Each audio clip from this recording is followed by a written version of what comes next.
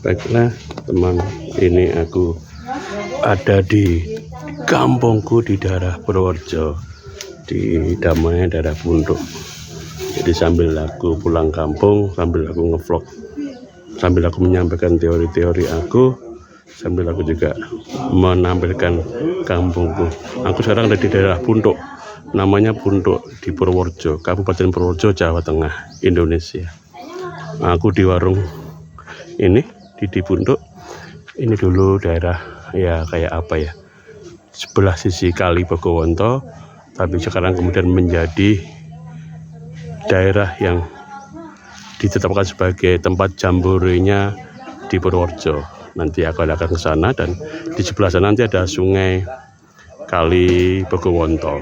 Kali Bogowonto di sana nanti, nanti saya akan ke sana. Tapi sambil saya menyampaikan teori ini, aku ulas sekilas, kita mereview ke belakang sebentar.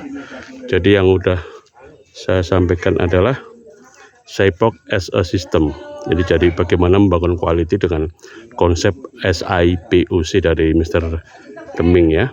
Kemudian yang kedua, kemarin aku bahas adalah kompetensi of leader in a new economic. Ada 6 kompetensi di situ. Dan yang ketiga ini, nanti ini sebagai introduksi lah ya. Introduksi konsep SIPOC model. SIPOC model ya roadmap gitu. SIPOC model lah cara berpikir, algoritma, cara berpikir, urutan berpikir, supaya kita bisa sampai suatu tempat tertentu, tapi kita mulai leading di satu titik, kemudian kita akan lagging atau mendarat di titik yang lain nanti. Jadi itulah fungsi leader. Jadi ini sebagai modelnya adalah SIPOC as a model. Dan mungkin nanti setelah kita paham model ini, cara berpikir algoritma ini, kemudian kita akan bisa meresap dengan sendirinya, terinternalisasi dengan sendiri aja. Itu cara sebagai system of thinking.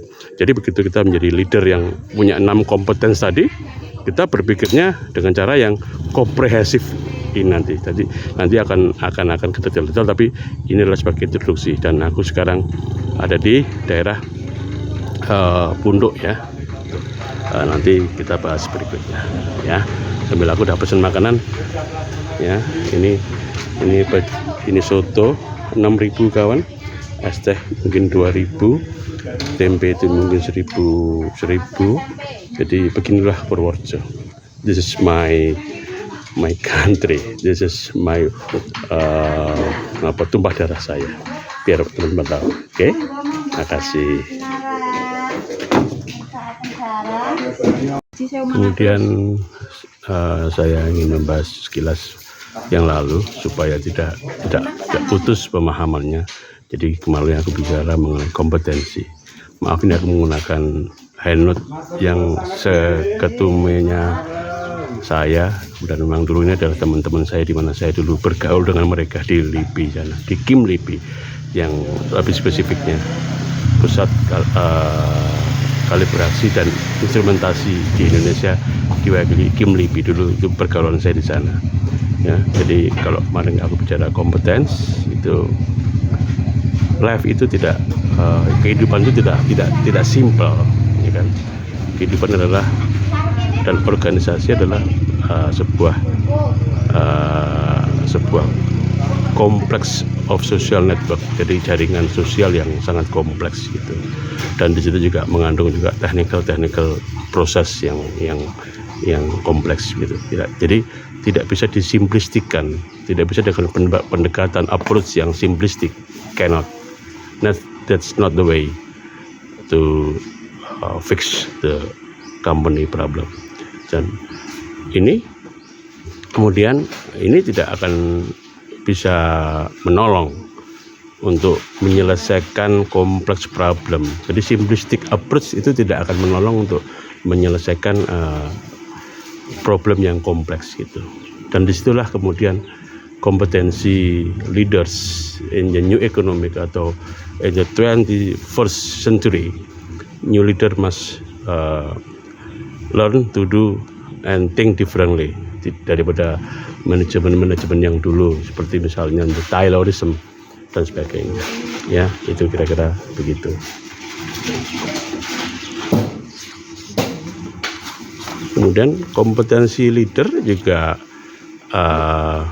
memerlukan juga sebuah pemahaman begini.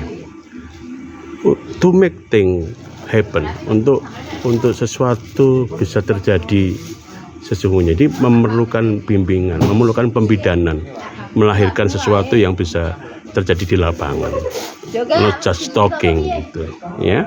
Kemudian melakukan sesuatu yang kemudian sesuatu atau barang itu betul-betul terjadi di lapangan, think done in lapangan ya, tidak cuma paradigma jargon yang begini. Leader harus mampu membuat itu menjadi ide, jadi barang yang terjadi di lapangan gitu. Mereka bisa membuat create of product or services dan di dalam membuat produk dan service tadi, orang-orang yang bekerja untuk menjadikan barang tadi itu bisa merasa bangga ya, bisa merasa bangga karena mereka mampu melakukan sesuatu yang sebenarnya tidak simpel, tapi memerlukan pemahaman yang mendasar, dan itu jadi lebih bagus. Dan dia juga bisa menciptakan menciptakan lingkungan yang penuh kesenangan, lingkungan kesenangan yang ada di perusahaan, bukan menakuti, bukan mengancam-ngancam, bukan menyuruh orang untuk mengamati sehingga nanti terlaporkan dan gampang untuk dipecat dengan data yang bisa ini, sehingga tidak membuat permusuhan di situ, tidak membuat konflik di situ. Justru kita harus melancarkan dari titik awal sampai ke titik akhir pekerjaan itu supaya lancar.